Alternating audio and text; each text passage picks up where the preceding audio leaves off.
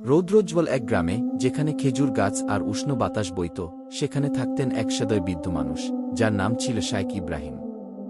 তিনি পাহাড়ের ওপরে ছোট্ট মসজিদের ইমাম ছিলেন। শায়খ ইব্রাহিমের ছিল এক বিশেষ বন্ধু, একটি নরম, ডোরাকাটা বিড়াল যার নাম ছিল মুয়েজ্জা।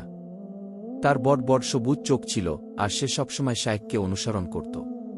প্রতিদিন মুয়েজ্জা শায়খের সঙ্গে মসজিদে যেত। নামাজের সময় সে দরজার পাশে চুপচাপ বসে থাকত। সে কখনো আওয়াজ করত না বা ছুটোছুটি করত না।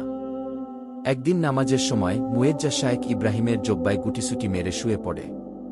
তিনি নড়েননি। তিনি হাসলেন এবং চুপচাপ থাকলেন যতক্ষণ না সে নিজে উঠে যায়। আপনি ওকে সারালেন না কেন? কেউ জিজ্ঞেস করল। সে আল্লাহর একটি সৃষ্টি, শায়খ বললেন। আমাদের নবী সাল্লাল্লাহু আলাইহি ওয়াসাল্লাম বিড়ালদের ভালোবাসতেন। আমাদেরও কোমল হতে হবে কি?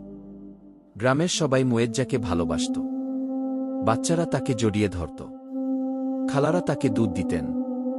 এমনকি পাখিরাও তাকে পাশেই থাকতে দিত। এক রাতে রমজানের সময় কিছু আশ্চর্যজনক ঘটল। মুয়েজ্জা মসজিদ থেকে ছুটে বেরিয়ে গিয়ে জোরে মিউ মিউ করতে লাগল।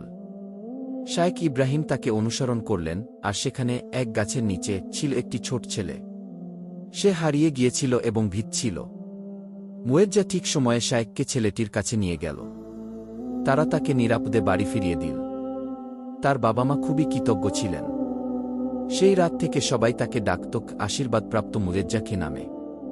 সে শুধু একটি বিড়াল ছিল না, সে ছিল আল্লাহর রহমতের একটি নিদর্শন। শায়খ ইব্রাহিম বলতেন, একটি বিড়ালও বিশেষ হতে পারে। যদি আমরা প্রাণীদের প্রতি দয়া করি, তবে আল্লাহ আমাদের প্রতি দয়া করেন। এবং তাই মুয়েজ্জা একটি শান্তিপূর্ণ জীবন যাপন করল, ভালোবাসা, নামাজ ও ইসলামের আলো ঘেরা।